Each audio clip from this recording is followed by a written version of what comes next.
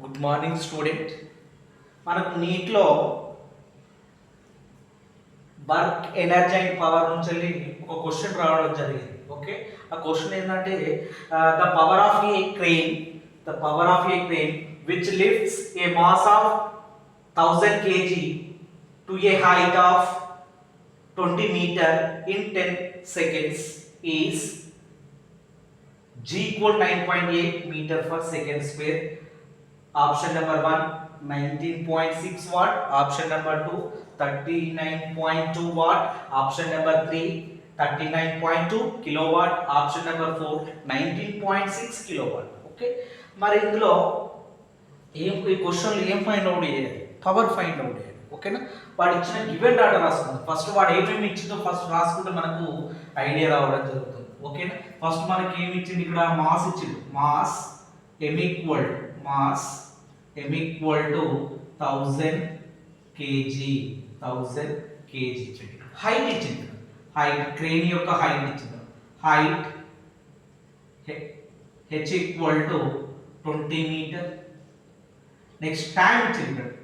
Time t equal to 10 seconds.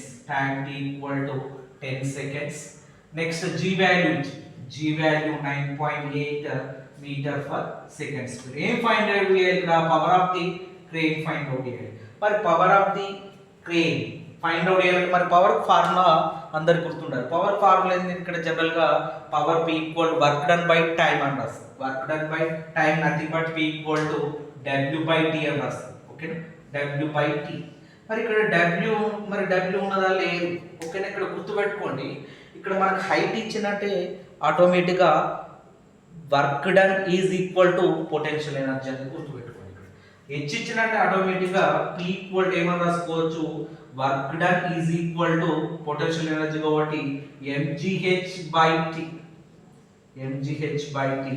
ఓకేనా, next p equal to m value substitute. m value ఎంత? ఇక్కడ 1000 into g value ఎంత? 9.8.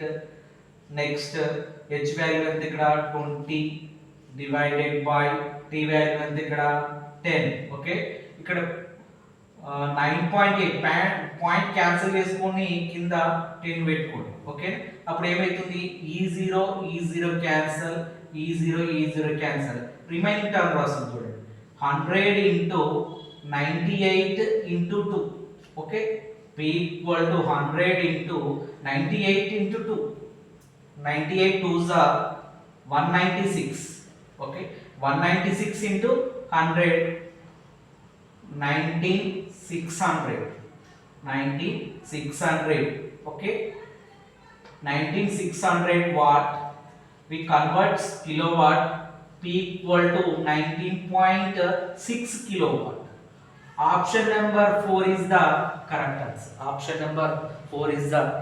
answer. Okay, thank you.